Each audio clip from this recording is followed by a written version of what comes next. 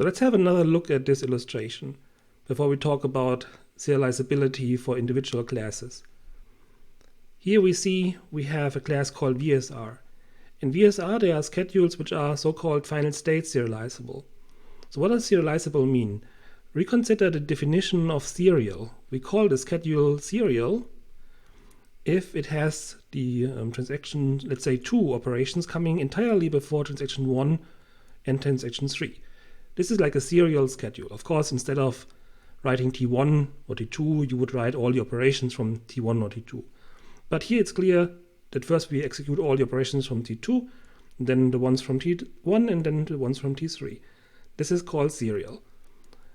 Also, it would probably be possible to have T1, T2, T3, or T3, T1, and so on. So all possible combinations. Important is only that the operations from the individual transactions come nicely separated, one after the other. Then we call one of these schedules, or these schedules we call serial. And in order to have a serializable schedule, in a general definition, we have a schedule S, which consists of read-write operations, for instance, read 1 of X and write 2 of Y and so on. We say that schedule S is serializable when we are finding an equivalent serial schedule. It means serial again, that for instance, T1 comes entirely before T2. Now, this is only the generic definition, which does not tell what equivalent means. We will define that for the individual classes in the next videos. Now come back to the depiction here of different classes, FSR, VSR, and so on. We want a database system which is accepting only schedules from a class which does not allow the anomalies that we have discussed earlier. Additionally, membership testing should be very efficient. That means given a schedule, we want to be able to efficiently see if the schedule falls into a specific class. Additionally, we want to have these classes to be monotonic. Monotonic means if we have a scheduler outputting a schedule S, and this contains, let's say, operations from transaction 1 and operations from transaction 2 and operations from transaction 3 and so on, and from 4 and so on. And then we want the schedule, if the schedule falls into, let's say, CSR, we want these classes like CSR to be monotonic. That means if we now take S and we remove from S to create S prime all the operations from, let's say, transaction 2, then S prime should still fall into the same class CSR. This is called monotonicity in the context of these serializability classes. Let's see what this means in a more formal definition. Here we're talking about a class E of histories. We say this class E is monotonic if the following holds. If S is in E, what I've just depicted in the example earlier, if S is in E, and then if we're taking a so-called projection S prime, which is S projected on a subset of transactions, which means that S prime contains only the actions from the transactions in set T, then S prime has to be also in E. This means that the class E, if it follows this property, is closed under arbitrary projections. And this is exactly what we want to have, because if our scheduler in our database, which receives these commands, read, write, and so on from our transaction manager, and is outputting a schedule S, and it would not be monotonic, it can happen that we have in our schedule S, which consists of read and write operations of multiple transactions, that one or multiple transactions would abort, and then the resulting schedule S prime would not be in the same class. And this is not good. For instance, looking at our class CSR, which probably you know from the undergraduate course, and we say our database system should be allowing only schedules from CSR, and then the scheduler would happily output a schedule and assuring it's in CSR, and one transaction would say a rollback, And suddenly the schedule is not anymore in CRSR. This is not what we want. So this is why we insist also on monotonicity. And we will later on see, it's easy to see that CRSR is monotonic.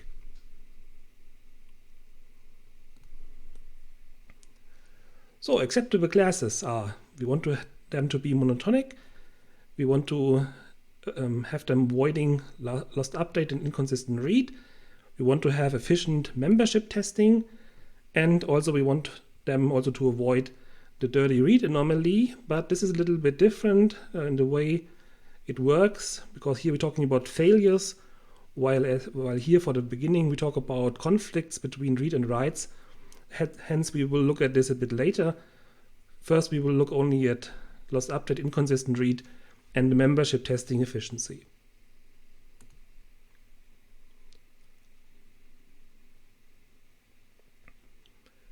So the first class of schedules is called final state serializable schedules, FSR. How is this defined? Well, a history S is final state serializable if there exists at least one serial history S prime, such that these two are final state equivalent.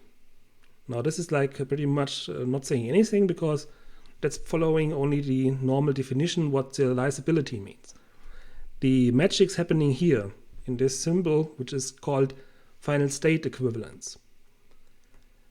How is this defined? Well, final state equivalence means that schedule S and S prime are final state equivalent if, when they start from the same database state, arrive at the final state which is equivalent. This means we have a database and we would execute S, and then we have a database after S, and we would assume we're doing the same for S prime, and then we come to a database after S prime, and then these two should be the same. Then these two schedules S and S prime are called final state equivalent. Additionally, they have to guarantee that the database will be in a consistent state at the end of the history.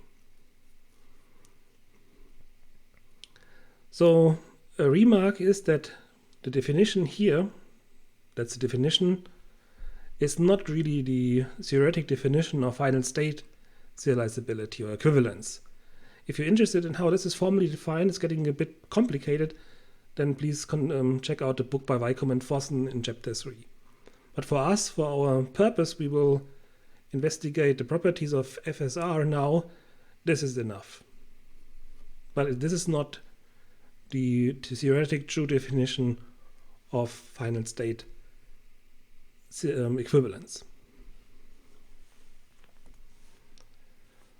So let's have a look at this example. We have here a history which contains a cycle, and from your undergraduate course you probably know that this is not what you want, because that would not be conflict serializable, which is something that we learned already in the undergraduate course what we would require.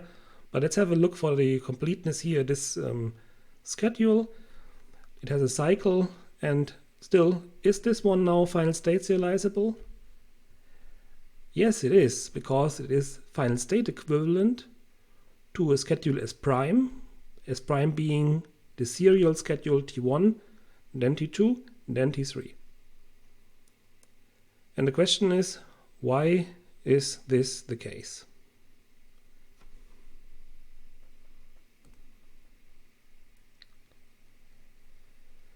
In order to see this, let's assume that initially the database contains variables which are 0.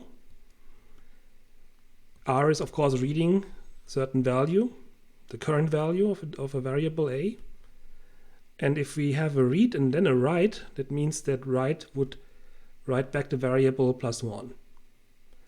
And if you're writing blindly, that means we are writing before we have read something or without reading, then we can write an arbitrary value. Now again, have a look at this example from before, using the assumptions above. We have here our schedule from the previous slide, and here's our serial schedule T1, T2, and T3. So everything from T1 comes, Then we have everything from T2 and everything from T3. And why are they now equivalent? Well, look which variables we have. We have x and y variables. And here we have in the end, in T3, a blind right to x and a blind right to y. Here, in this schedule we are investigating, we also have T3 in the end. We have some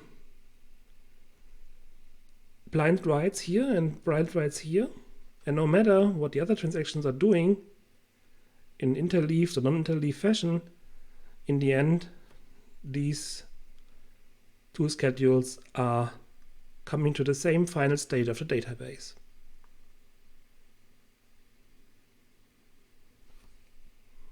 Hence they are falling, or the schedule here is falling into our class FSR.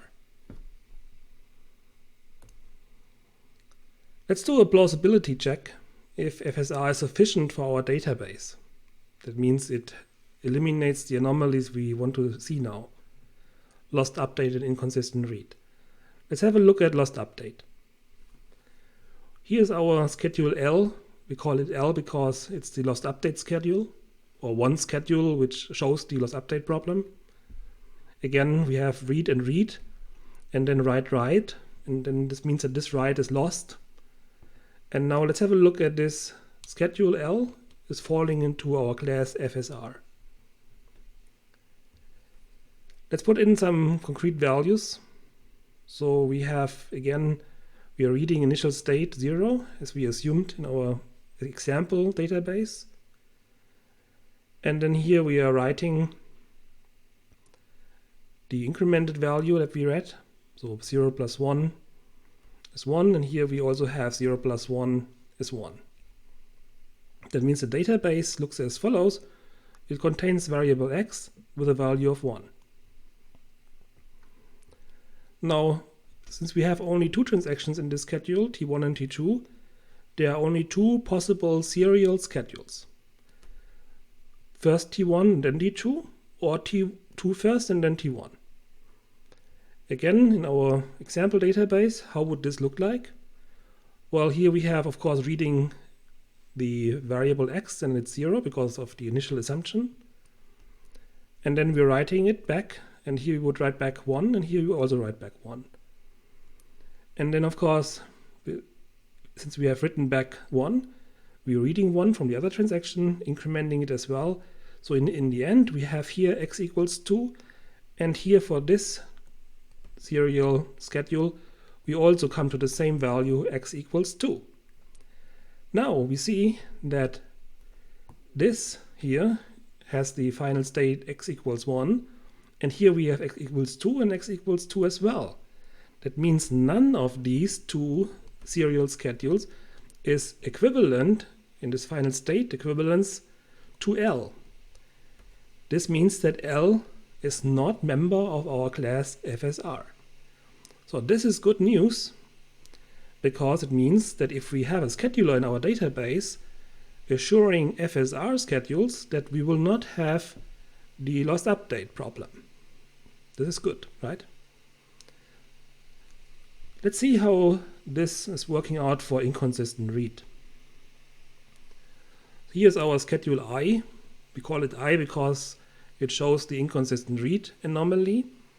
And let's again put concrete values here following our assumption from some slides ago. We read initially 0, we write back 1.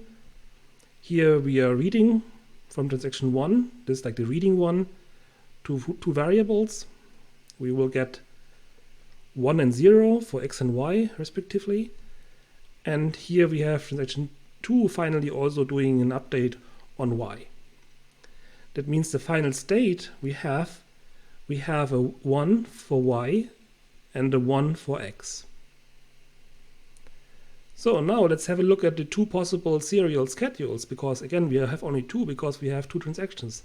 Either we have T2 T1 or T1 T2.